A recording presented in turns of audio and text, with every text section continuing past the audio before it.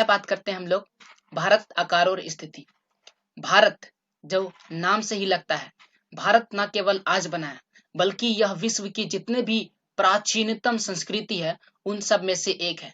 प्राचीनतम संस्कृति का मतलब होता है सबसे पुरानी संस्कृति। अगर सबसे पुरानी संस्कृति अगर कहीं पर भी है तो उसमें भारत भी एक है।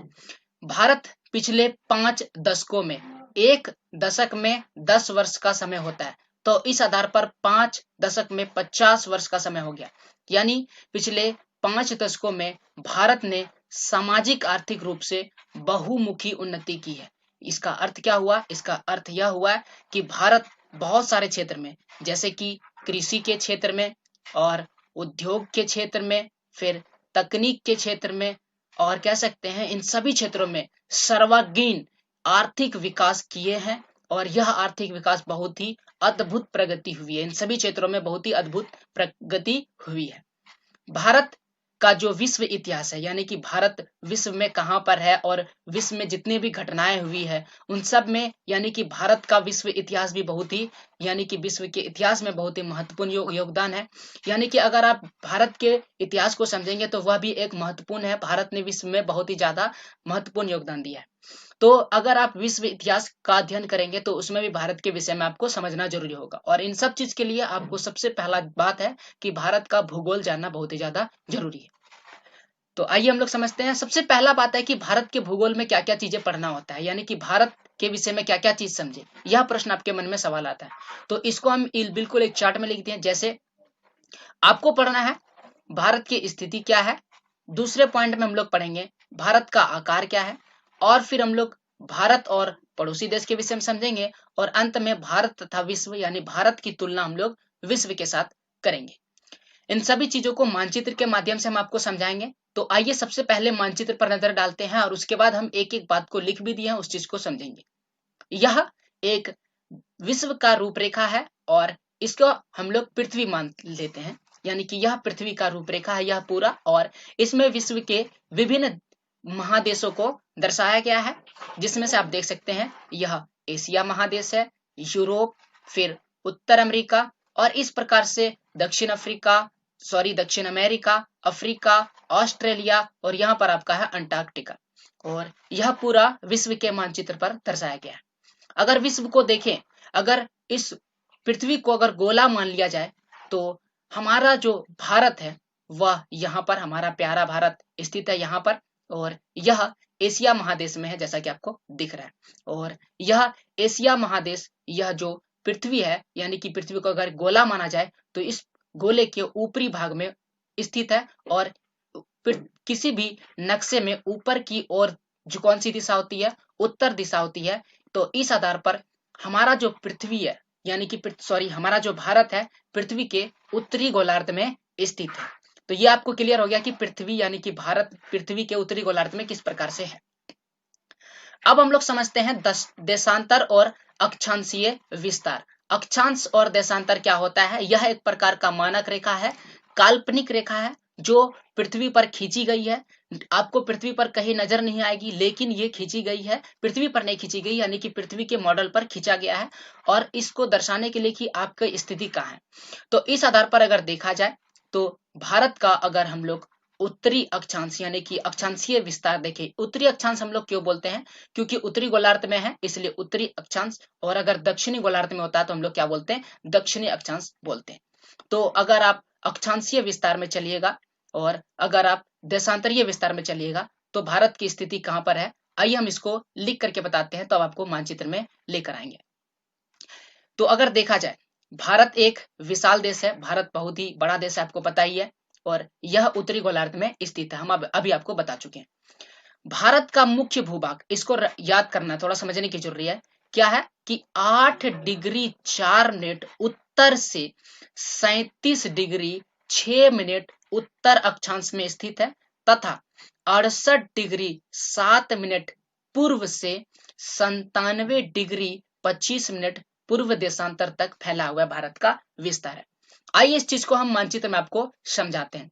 इस मानचित्र में आते हैं विश्व के मानचित्र में, यानी देख सकते हैं यहाँ पर आपका 0 है यहाँ पर इस जगह आप 0 देख सकते हैं, यानी कि 0 से अगर आप ऊपर की ओर बढ़िएगा, ऊपर की ओर बढ़िएगा, तो ऊपर की ओर बढ़िएगा तो इस रेखा में बढ़िएगा, इस रेखा की ओर बढ़िएगा, और यह रेखा आपका क्या है, यह रेखा आपका उत्तर अक्षांश है, यानी कि उत्तर अक्षांश की ओर बढ़िएगा तो आपको ज्यादा दूर नहीं तय करना पड़ेगा, 8 डिग्री 4 मिनट तय कीजिएगा तो आपको इस रेखा में यहाँ पर देख सकते हैं भारत स्पर्श हो जाएगा, और यहाँ से भारत स्पर्श होगा और ये चलते चलते चलते चलते यहाँ पर आकर के खत्म होगा, और यहाँ का जो मान है आपका है 37 डिग्री 8 मिनट, यानी कि यहाँ पर आपका मान है 37 डिग्री 8 मिनट, और यहाँ पर आपका भारत जो है उत्तर अक्षांश में समाप्त हो जाता है, यानी कि 8 डिग्री 4 मिनट पर प्रारंभ होती है और 37 डिग्री 6 मिनट पर समाप्त हो जाती है। ये अक्षांशीय विस्तार है।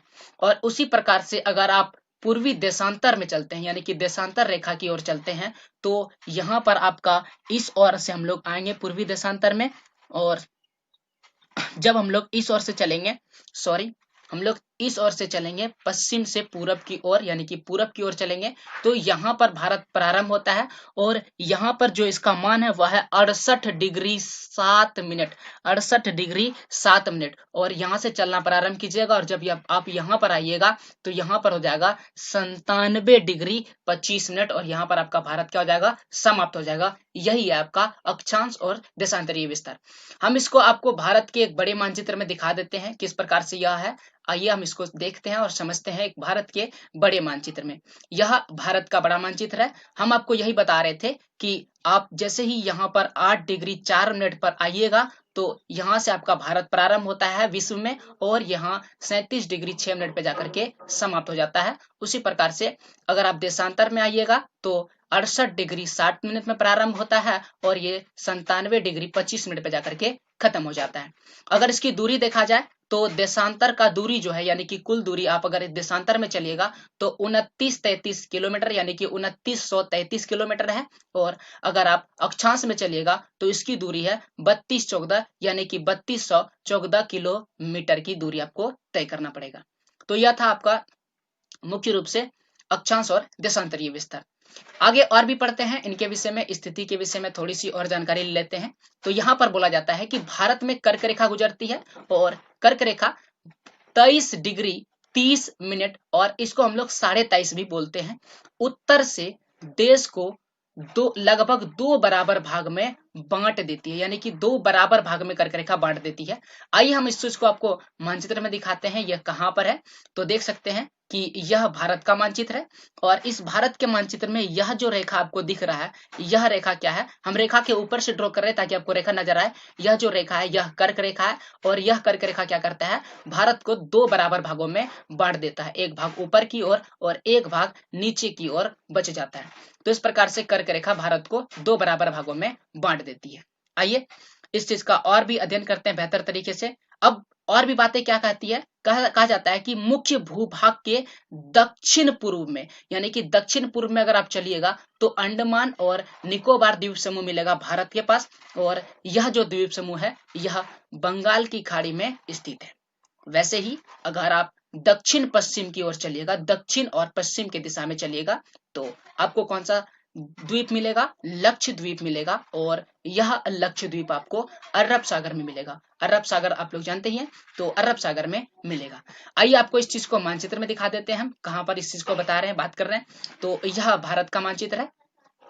इस भारत के मानचित्र में बोला गया है, अब दिशा एक बार आप लोग को याद दिला देते हैं। यह जो दिशा है यह है पूरब, और यह दिशा आपका पश्चिम है, यह दिशा पश्चिम है। ऊपर की ओर उत्तर होता है, हम पहले ही बोल चुके हैं किसी भी मानचित्र में ऊपर की ओर उत्तर होता है, और नीचे की ओर दक्षिण। इस हिसाब से यह जो दिशा है यह हो गया पूरब और दक्षिण, और पूरब और दक्षिण में आपको यहाँ पर मिलेगा अंडमान निकोबार द्वीप समूह बंगाल की खाड़ी में, और इसी आधार पर यह दिशा हो गया पश्चिम और दक्षिण, और यहाँ पर आपको मिलेगा लक्षद्वीप। कहाँ पर मिलेगा लक्षद्वीप, लक्षद्वीप मिलेगा आपको अरब सागर में। तो यह बात बोला गया था भारत के आकार के विषय में। यह चीज हम बाद में आपको इसलिए बताएं क्योंकि यह जो लक्षद्वीप है और जो अंडमान निकोबार द्वीप समूह है यह भारत के ही भाग में आता है। आइए अब हम लोग वीडियो में आगे बढ़ते हैं और समझते हैं भारत के विषय में और भी बातें। तो स्थिति के बाद हम लोग बढ़ते हैं अब आकार के विषय में। भारत का आकार कितना है और कितना बड़ा है विश्व की तुलना में, यह भी समझेंगे हम लोग। तो बोला जाता है भारत का अगर आकार देखा जाए तो भूभाग का कुल क्षेत्रफल अगर बोले तो 32.8 लाख वर्ग किलोमीटर है, यानी कि बहुत ही ज्यादा बड़ा है। उसके बाद अगर देखा जाए, ऐसा नहीं कि भारत बड़ा है, भारत से भी बड़े देश है, वह भी हम आपको आगे वीडियो में बताएंगे। अगर विश्व के साथ इनका तुलना किया जाए तो भारत का क्षेत्रफल 2.4% है। यह कहने का अर्थ क्या है, आइए हम आपको विश्व के मानचित्र में इस चीज को बताते हैं। यह कहने का अर्थ क्या है, यह कहने का अर्थ है कि अगर यह पूरा विश्व 100% है, यह पूरा विश्व 100% है, तो उसमें से अपना जो ये भारत है वह 2.4% है। यह बात यही कह रहा है। तो आइए अब हम लोग और भी आगे बढ़ते हैं और समझते हैं भारत के आकार के विषय में। तो भारत जो है विश्व का 7वां बड़ा देश है, यानी कि भारत से और भी 6 बड़े देश हैं, उनका नाम हम आगे आपको बताएंगे। भारत विश्व का 7वां सबसे बड़ा देश है। अगर भारत की स्थलीय सीमा की बात की जाए तो यह कितना है, 1502 सॉरी क्षमा चाहते हैं 15,200 किलोमीटर। यह स्थलीय सीमा कहने का मतलब क्या है, हम आपको आइए मानचित्र पर बताते हैं। स्थल सीमा कहने का मतलब है कि वह सीमा जो केवल स्थल यानी कि भूमि के साथ लगा हुआ है, यानी कि यह जो आप देख रहे हैं ना, यह क्या है, स्थलीय सीमा है, यानी कि यह क्षेत्र मेरा स्थलीय सीमा कहलाता है। और यह पूरा लंबाई कितना है, 5,200 किलोमीटर। इस तरह से यह विभिन्न भारत के पड़ोसी देशों के साथ संबंध बनाते हुए, लेकिन यह जो सीमा आप देख रहे हैं यह समुद्र के साथ बनाता है, इसलिए इसको थलीय सीमा या जलीय सीमा भी बोला जाता है। इसकी जो दूरी है वह कितनी है, वह आपकी 7516 यानी कि 7,516.6 किलोमीटर। देखिए आपको डाटा कैसे भी याद हो, याद थोड़ा सा लगभग कोशिश करना है कि उसे याद हो जाना चाहिए। जैसे कि आप इसे इस प्रकार से याद कर सकते हैं 15,200, या फिर आप इसे 7516.6 इस प्रकार से भी याद कर सकते हैं, यानी कि आपको कोशिश करना है कि याद रखना है। हम आपको एक चीज बता देते हैं कि समुद्री सीमा के विषय में जो हम बोले हैं उसमें अंडमान निकोबार द्वीप समूह का तटीय रेखा और जो हमारा एक और द्वीप समूह है जो लक्षद्वीप समूह है उसकी भी तटीय रेखा को जोड़ करके ये पूर्ण रूप से हमारा 7516.6 किलोमीटर की दूरी आया है। आइए और भी हम लोग आगे बढ़ते हैं। भारत के आकार के विषय में और भी बातें कही गई है, जैसे कि जो वलित पर्वत है इसको नवीनतम वलित पर्वत कहते हैं। यह वलित पर्वत क्या है हम आपको बताते हैं। यह जो हिमालय है ना, हिमालय का विस्तृत क्षेत्र, तो वह क्या कहलाता है, वलित पर्वत कहलाता है। यह क्या है, भारत के उत्तर और पश्चिम में फैला हुआ है, उत्तर और पश्चिम में फैला हुआ है, उत्तर तथा उत्तर पूर्वी सीमा पर भी फैला हुआ है। यानी हम आपको इस चीज को मानचित्र में दिखा देते हैं, कहने का अर्थ क्या है। जैसा आपको पता है कि हिमालय यहाँ से पूर्ण रूप से इस तरह से ये पूर्ण रूप से भारत के इन सभी क्षेत्रों में फैला हुआ है हिमालय। और जैसा हम आपको पहले ही भी बता चुके हैं, किसी भी मानचित्र में ऊपर की ओर उत्तर होता है, यानी कि यह अगर उत्तर दिशा है तो और इस दिशा में कौन सा दिशा था, यह था आपका पूरब, तो यह पूरब दिशा में भी फैला हुआ है, पश्चिम दिशा में भी फैला हुआ है, यानी कि उत्तर की ओर पूरब और पश्चिम दिशा में पूर्ण रूप से फैला हुआ है। यही उस लाइन का कहने का मतलब है, वलित पर्वत यानी कि हिमालय वाला पर्वत।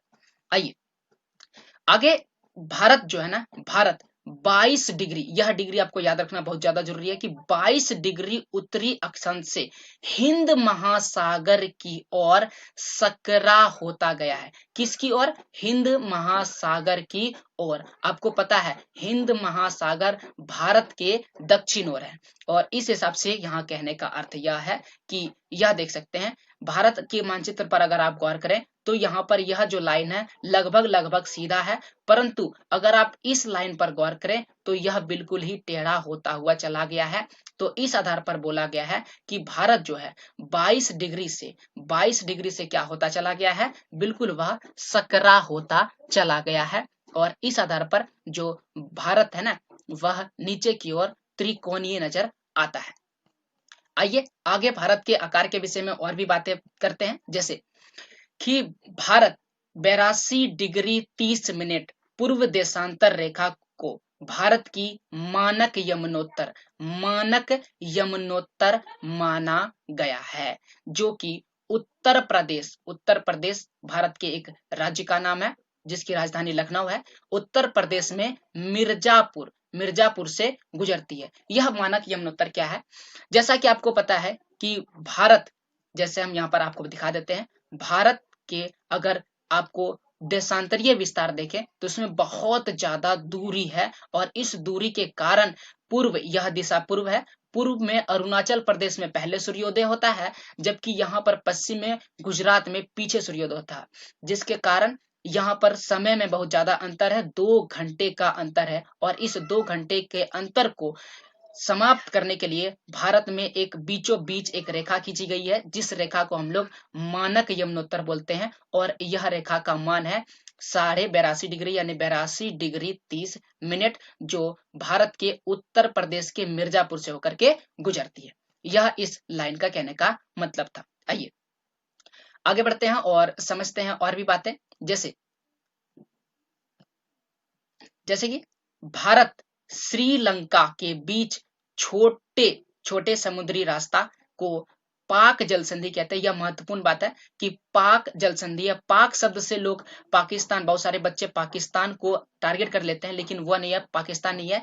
पाक जल संधि जो है भारत और श्रीलंका के बीच का जो जल संधि है उसको बोला जाता है। और इसको मन्नार, यहाँ पर मन्नार लिखना था, सॉरी ये मार लिखा गया, मन्नार गलती से।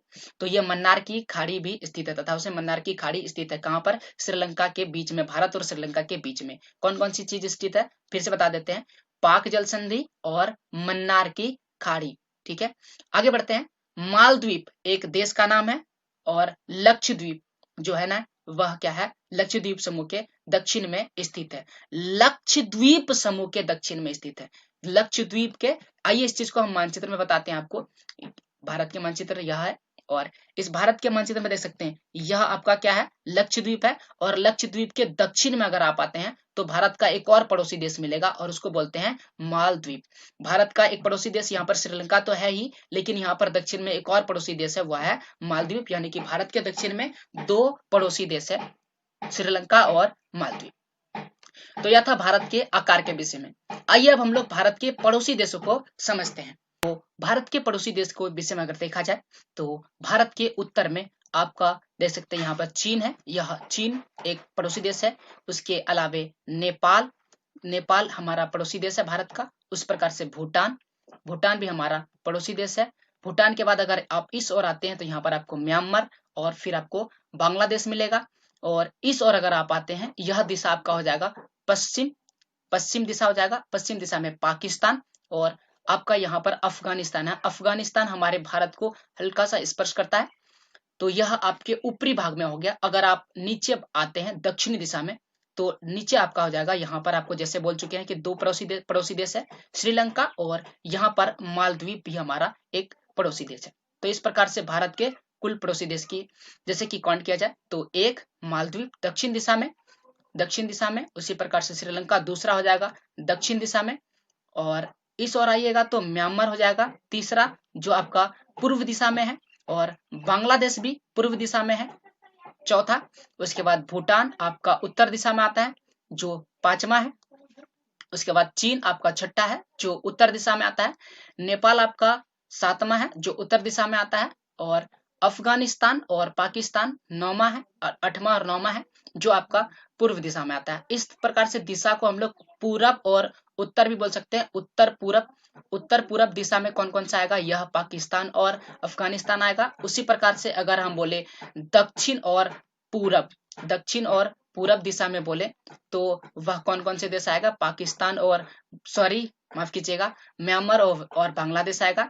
और पूर्ण रूप से अगर उत्तर दिशा में बोला जाए तो पूर्ण रूप से उत्तर दिशा में हमारा 3 देश भूटान, चीन और नेपाल आएगा। और दक्षिण दिशा में आपको बता ही चुके हैं मालदीव और श्रीलंका 2 हमारे पड़ोसी देश हैं। आइए हम लोग आगे बढ़ते हैं पड़ोसी देश को समझने के बाद और विचार करते हैं कर्क रेखा के विषय में। जैसे हम आपको बता चुके हैं पहले ही कि कर्क रेखा भारत के बीचों बीच में गुजरता है, तो सवाल आता है कि भारत के किन किन राज्यों से कर्क रेखा गुजरती है। तो आप देख सकते हैं भारत के गुजरात से कर्क रेखा गुजरती है, फिर वह मध्य प्रदेश से गुजरती है, और गौर कीजिएगा तो आपको यहाँ पर दिखेगा कि यह राजस्थान में भी हल्का सा प्रवेश करती है, यानी कि कर्क रेखा राजस्थान से भी गुजरती है। आगे आपका छत्तीसगढ़ में भी प्रवेश करती है कर्क रेखा, यानी छत्तीसगढ़ से गुजरती है। उसके बाद झारखंड से भी कर्क रेखा गुजरती है, पश्चिम बंगाल से गुजरती है और त्रिपुरा से गुजरती है और लास्ट में मिजोरम से भी गुजरती है। तो यहाँ पर दो राज्य है, त्रिपुरा और मिजोरम। इन दो राज्यों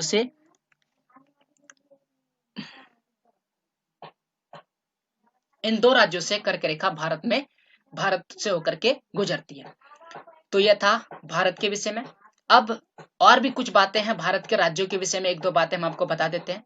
जैसे कि भारत के मध्य प्रदेश पर अगर गौर किया जाए तो भारत का मध्य प्रदेश और छत्तीसगढ़ ये राज्य हैं जो क्या करता है, ना ही जलीय सीमा को स्पर्श करता है किसी भी ओर से और ना ही स्थलीय सीमा को किसी भी ओर से स्पर्श करता है। उसी प्रकार से हरियाणा भी है एक ऐसा राज्य जो स्थलीय सीमा और जलीय सीमा को स्पर्श नहीं करता है।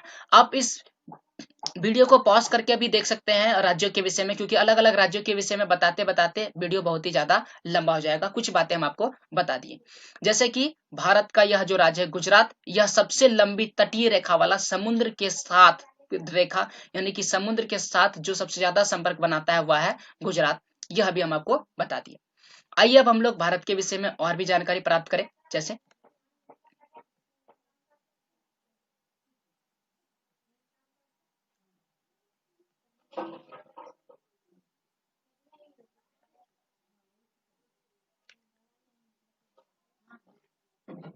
जैसे भारत तथा विश्व, यानी कि अब हम लोग भारत की तुलना विश्व के साथ करते हैं। जैसे आपको बता चुके हैं कि भारत जो है वह एशिया महाद्वीप में स्थित है। एशिया महाद्वीप हम आपको विश्व के मानचित्र में भी दिखाए थे कि एशिया महाद्वीप कहाँ पर है, और यह एशिया महाद्वीप के पश्चिम के, यानी कि पश्चिम दिशा के मध्य में स्थित है, ऐसा बोला जाता है। उसके बाद भारतीय भूभाग की अगर बात करें तो एशिया महाद्वीप का दक्षिण विस्तार है, या दक्षिण की ओर अगर विस्तार है तो वह कौन है, भारत ही है। भारत हिंद महासागर आपको पता ही है, हिंद महासागर जो कि पश्चिम में यूरोपीय देशों और पूर्वी एशियाई देशों को मिलाता है, जो इन सभी देशों को मिलाता है, और इस कारण से भारत क्या करता है, इन सभी देशों के लिए केंद्रीय स्थिति प्रदान करता है। इस केंद्रीय स्थिति प्रदान करने के साथ साथ भारत में दक्षिण का पठार या हिंद महासागर में शीर्षवत फैला हुआ है। हिंद महासागर में पूर्ण रूप से फैला हुआ है कौन, दक्षिण का पठार। और पश्चिम में अगर देखा जाए तो पश्चिम में एशिया और अफ्रीका और मध्य भाग जो है इस प्रकार से हमारे क्षेत्र में फैला हुआ है। कहां पर फैला हुआ है, भारत के आसपास। तो इन सभी कारण विश्व में भारत की स्थिति बहुत ही ज्यादा क्या हो जाता है, महत्वपूर्ण बन जाता है।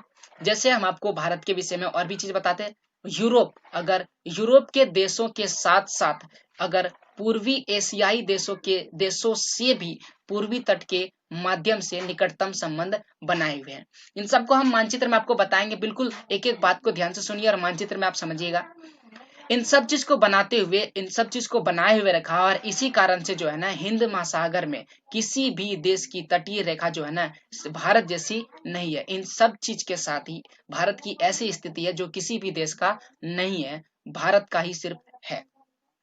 और इसी महत्वपूर्ण स्थिति के कारण जो है ना एक महासागर यानी कि हिंद महासागर का नाम भारत के नाम पर रखा गया है। यह बहुत ही महत्वपूर्ण बात है, जो विश्व का किसी भी देश का नाम किसी भी देश के नाम पर नहीं रखा गया है। सॉरी, विश्व के किसी भी महासागर का नाम देश के नाम पर नहीं रखा गया, केवल हिंद महासागर का हिंदुस्तान के नाम पर रखा गया है, हिंद महासागर। आपको बता देते सबसे पहले विश्व में वो 7 सबसे बड़े देश, जिसमें से भारत 7वें नंबर पर आता है। और उससे बड़े कौन कौन से देश हैं, जैसे कि भारत से बड़े हैं ऑस्ट्रेलिया, उससे भी बड़े कौन से देश हैं, उससे भी बड़े हैं ब्राजील, और ब्राजील से भी बड़ा आपका देश है चीन, और चीन से भी बड़ा है संयुक्त राज्य अमेरिका, जिसको यूएसए भी बोलते हैं। उसके बाद उससे भी बड़ा है कनाडा, और कनाडा से बड़ा है रूस इतिहास में भी सबसे बड़ा देश था और आज भी विश्व में सबसे बड़ा देश बना हुआ है। तो इस प्रकार से सबसे बड़ा देश अगर बोला जाए तो रूस है विश्व का सबसे बड़ा देश, और अगर सबसे बड़े देश की तुलना की जाए तो भारत 7वें नंबर पर आता है। आइए हम उस चीज पर चर्चा करते हैं जो हम आपको बता रहे थे, केंद्रीय स्थिति प्रदान करने वाली बात। इस मानचित्र को गौर से देखिए, यह आपका भारत है, यानी हमारा भारत है, प्यारा भारत। और इस भारत में आप देख सकते हैं कि इस और यह जो एशियाई देश है, यह क्या बोला जाता है, एशियाई देश है। और इस और आपका कौन सा देश है, अफ्रीकी देश है, यानी कि अफ्रीका वाले देश है। और इस और क्या है, यूरोपीय देश है। और इस और आपका यानी कि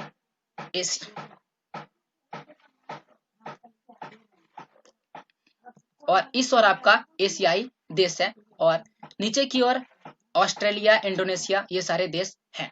तो इस प्रकार से हम लोग देख सकते हैं कि भारत जो है ना बिल्कुल केंद्रीय स्थिति प्रदान करता है इन सभी देशों के लिए। और यह सभी देश अगर अपनी सफर करना चाहता है तो वह एक बार भारत में प्रवेश करके रेस्ट लेना चाहेगा, या फिर इस रास्ते से होते हुए वह गुजरेगा। और इसी कारण से भारत की इसी केंद्रीय स्थिति के कारण भारत के यानी कि भारत से जुड़ा हुआ महासागर, हिंद महासागर का नाम भारत के हिंदुस्तान के नाम पर पड़ा है, हिंद महासागर। तो यह था आज का वीडियो जिसमें हम लोग विश्व के विभिन्न माफ कीजिएगा, यह था आज का वीडियो जिसमें हम लोग भारत के विषय में समझे, भारत के आकार, स्थिति और उसकी तुलना हम लोग विश्व के साथ किए। उम्मीद करते हैं आपको वीडियो बेहतर समझ में आएगा। और हम इसका पार्ट 2 लेकर आ रहे हैं जिसमें हम लोग बात करने वाले हैं कुछ ऑब्जेक्टिव प्रश्नों के विषय में। और यह जो महत्वपूर्ण प्रश्न रहेगा आपके परीक्षाओं के लिए, अगर आप 9वीं की परीक्षा दे रहे हैं, क्योंकि यह 9वीं कक्षा के लिए महत्वपूर्ण है।